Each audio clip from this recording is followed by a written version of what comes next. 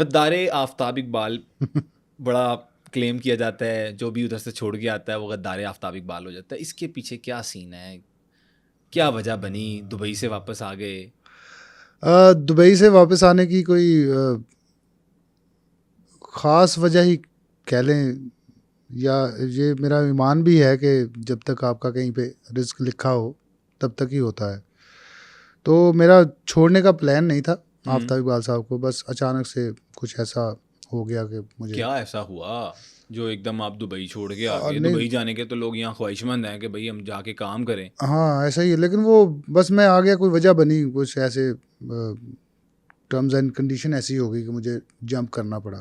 अच्छा, तो कोई इधर पाकिस्तान में लाहौर में कोई ऑप्शन थी जिसकी वजह से उधर से आपने वाइंड अप की चीज़ें? ऑप्शन तो मेरे पास जब से मैं आफ्ताब साहब का शो कर रहा था मुझे आती रहती थी ऑप्शन, कभी ना कभी 4 महीने बाद, साल बाद आ जाती थी ऑप्शन कोई ना ठीक कोई, है, तो मैं उसको स्किप कर देता था कि नहीं यार, मैंने आफ्ताब साहब को कमिटमेंट की हुई है। छोड़ना नहीं है मेरा, और मेरा ये बड़ा पक्का इरादा था कि मैंने आफ्ताब साहब को मरते दम तक छोड़ना नहीं है। फिर ये इरादा किस तरह बदल गया? बस वो कुछ हो गया ना ऐसा तो क्या हो गया बब्बू भाई? यार कुछ ऐसा हुआ, मैं फिर काफी भी क्या हो गया? वो 200 दिरहम वाली कहानी भी क्या है? वो उसके से भी पर्दा उठाए ना। वो क्या सीन है कि आप अरबियों से पैसे मांगते रहे हैं? हाँ नहीं, इसमें ये जो मैंने लास्ट टाइम देखा है आफ्ताब इकबाल साहब का, ये एक उन्होंने जो कहा कि यहाँ के लोकल्स से हाँ, पैसे मांग नहीं रहा तो था, 15 लाख के बाद आप पैसे मांग रहे थे, तो ये भी कोई अच्छी चीज़ तो नहीं थी ना? इसमें कोई सदाकत नहीं है कि मैं किसी अरबी से या किसी लोकल से पैसे मांगूं। मैंने हमेशा अपने अल्लाह से मांगा है, और मेरे अल्लाह ने मुझे मेरी औकात से ज़्यादा दिया। कितने पैसे ले रहे थे जब आफ्ताब इकबाल साहब के मैं साथ थे? 1.5 मिलियन उनसे ले रहा था 15 लाख रुपया? जी।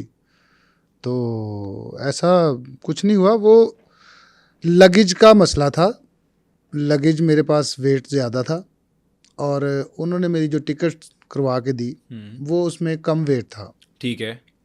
तो रात को मेरे पास टिकट आ रही है, सुबह मैंने टेक ऑफ करना है, तो मैंने कहा कि सर मैं 4-5 महीने बाद जा रहा हूँ पाकिस्तान, तो मेरे पास काफ़ी सामान है, ठीक है, कुछ सामान ऐसा जो मैंने घर छोड़ के आना है, ठीक है, और मेरे पास कुछ, मैं शादी पे अपने ब्रदर इन लॉ की शादी पे आना था, कुछ मैंने शॉपिंग वगैरह की थी बच्चों वगैरह के लिए, सही हो गया। मेरे पास काफ़ी हैवी लगेज आपके पास ज़्यादा था? तो वो इसी बात पे वो थोड़ी बहुत कह लें कि तू मैं हुई, वो फिर मैंने कहा कोई मसला नहीं, मैं खुद लगा लेता हूँ। तो वो 200 दिरहम का ये रौला था कि 200 दिरहम मैं कह रहा था कि मेरा आप ऑनलाइन करवा दें, अगर मैं एयरपोर्ट पे जाऊँगा मेरे ज़्यादा पैसे लगेंगे, ठीक है।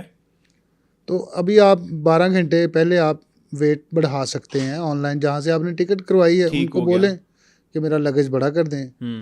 तो लेकिन उन्होंने एक अभी ये पॉडकास्ट में, एक निजी पॉडकास्ट में उन्होंने कहा है कि मैंने कहा था कि बब्बू तू दे दे, बाद में कर लेंगे जब मैं इतने पैसे दे रहा हूँ। उन्होंने ये भी बात की है, ऑन रिकॉर्ड पड़ी हुई है ये। हाँ मैंने सुनी। तो फिर उसमें क्या सदाकत नहीं है क्या? नहीं, उन्होंने ये कहा था तो दे दे, तो मैंने दे दिया, तो वो मैं खुद अपने पैसे दे कर आया मुझे, यानी कि एयरपोर्ट पे वो मुझे ज़्यादा पैसे लगे, कुछ वो सिर्फ 100-200 दिरहम में हो जाना था, वो मेरा 300-400 दिरहम लग गया वहाँ पे एयरपोर्ट पे। तो मैंने उस पर कोई आर्गूमेंट नहीं किया, मैंने कहा सर आप इजी हो जाएं, नो प्रॉब्लम, मैं चला जाता हूँ इजी। तो ये कोई नाराज़गी वाली बात थी वैसे इतनी? नहीं, नाराज़गी वाली बात नहीं यार, पता क्या बात है, पाकिस्तान में आप काम करते हो ना जब, तो आपको 100 अपने ऑफिस में कोई मसला बने ना, तो आप घर आके रिलैक्स हो जाते हैं। सही कह रहे हैं, है ना, घर आके बच्चों से मिले, ठीक कह रहे हैं, वो बंदा अपने आप को वो एग्जॉस्ट हो जाता है कि नॉर्मल हो जाता है। वहाँ पे मुझे 4 महीने हो गए थे, और मैंने यानी कि हमारा वादा ये हुआ था कि हर महीने आपको 26 दिन काम करेंगे या 22 दिन काम करेंगे, 8 दिन आपको हर महीने भेज दिया करेंगे, छुट्टी हो जाएगी, छुट्टी, आप पाकिस्तान जाएं, रहें और फिर आ जाएं, ये हमारा। तो वो कुछ उनका भी वहाँ अनबैलेंस हो गया काम, तो मैंने भी नहीं उनको कहा कि सर मुझे भेजें। हाँ जी, 2-3 दफ़ा वीज़ा एक्सटेंड हो गया मेरा उधर बैठे बैठे ही, एक्सटेंड करवा दिया।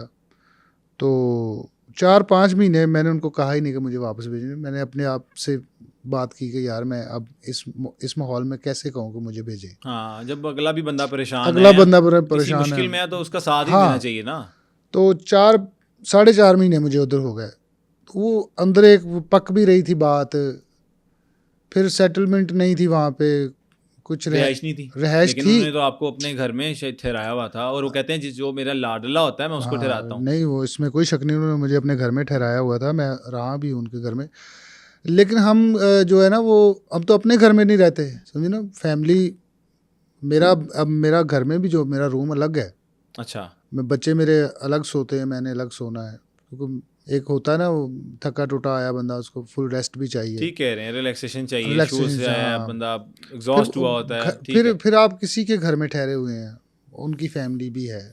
हालांकि वो मुझे उन्होंने ये भी स्टेटस दिया था कि आप मेरे बच्चों की जैसे हो, जैसे मेरे बच्चे हैं आप भी बिल्कुल। वैसे ही हो, इधर घर रहो सारा कुछ। तो मैं भाग भाग के फिर टीम में जाता था, टीम ठहरी थी अजमान, हम थे शारजा। दिल नहीं लगता था? हाँ, आ जाके गार्डा ਨੂੰ मिली जाना उथे, हाँ जी, ਉਹਨਾਂ ਦੇ ਮੁਲਾਜ਼ਮਾਂ ਨੂੰ मिली जाना। तो मैं भाग भाग के फिर टीम में चला जाना, टीम से फिर मैंने वापस आना। तो वो कुछ ऐसा भी था, कुछ फिर लास्ट टाइम जो थोड़ी सी तल्ख कलामी हो गई,